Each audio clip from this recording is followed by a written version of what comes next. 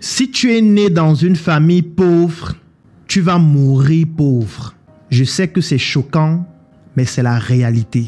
Il faut arrêter avec ces discours à la con, ces storytelling biaisés dans lesquels on raconte l'histoire d'un pauvre qui, grâce au travail, à la détermination, a réussi à s'en sortir, est devenu riche et est devenu un exemple pour notre société. Ce sont des balivernes. Parce qu'en réalité, c'est ce qu'on appelle le biais du survivant. Ça veut dire que sur 1000 pauvres, il y a eu un qui était une exception, qui a réussi à réaliser quelque chose.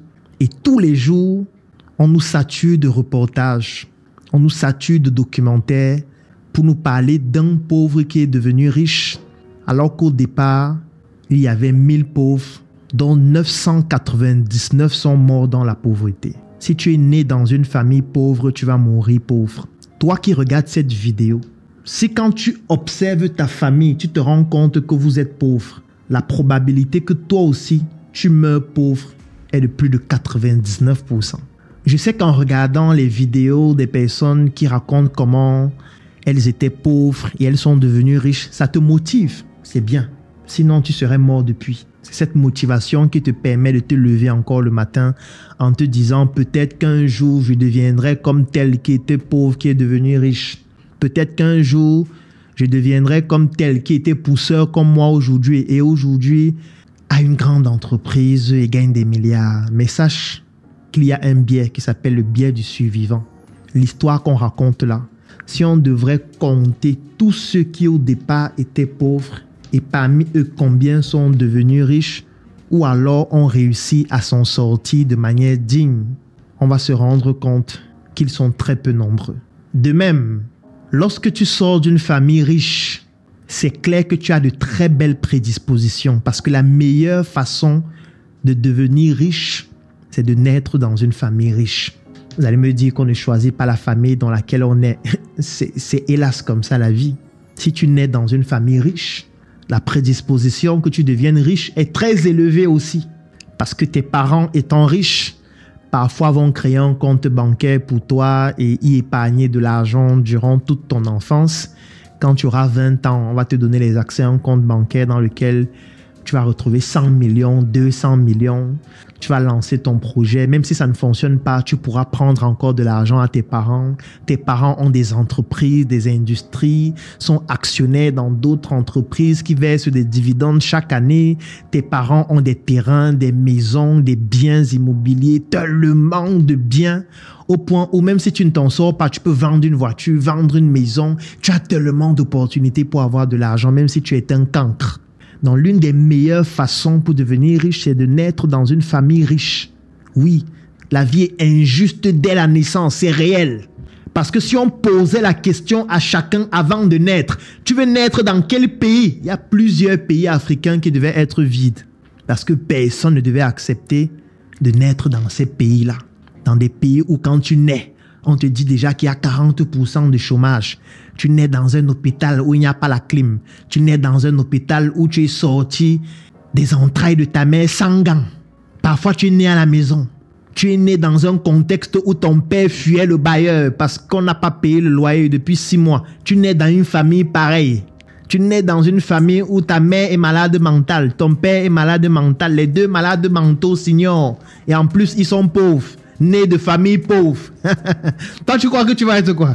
Mon frère, la vie est injuste. La vie est injuste. Toi qui es né de famille pauvre là, tu vas mourir dans la pauvreté à plus de 99%.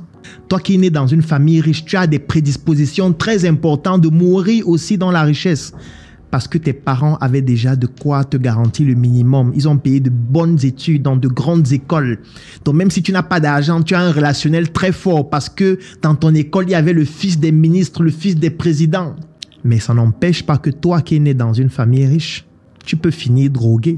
Tu peux finir malade mental. Tu peux te retrouver en train d'être obligé de payer le prix de tes parents qui payaient un prix très fort pour leur richesse. Et ce prix peut être parfois le fait de rejoindre des cercles ésotériques, de pratiquer des cultes maléfiques, ainsi de suite. Ce qui peut aussi avoir un impact sur ta santé mentale, sur ta vie, sur ton bien-être, sur ton bonheur. Donc, tu peux te retrouver en train d'avoir beaucoup d'argent sans être heureux. C'est aussi le prix à payer de certaines richesses. Mais dans tout ce que je viens de dire, que ce soit le fait d'être né dans une famille pauvre ou le fait de naître dans une famille riche, il y a un aspect qui reste constant. Il y a un élément qui ne change pas. Il y a une chose qui, lorsqu'elle est pratiquée comme ça se doit, que ce soit le fait de naître dans une famille riche ou de naître dans une famille pauvre, tu augmentes de manière exponentielle la probabilité pour toi de pouvoir réussir dans ta vie. Cette chose s'appelle la discipline. Le talent s'arrête là où la discipline commence. La pauvreté s'arrête là où la discipline commence. La richesse s'arrête là où la discipline commence. L'intelligence s'arrête là où la discipline commence. Si ta famille était pauvre, cette pauvreté s'arrête là où toi tu décides de commencer à être discipliné pour changer ton destin.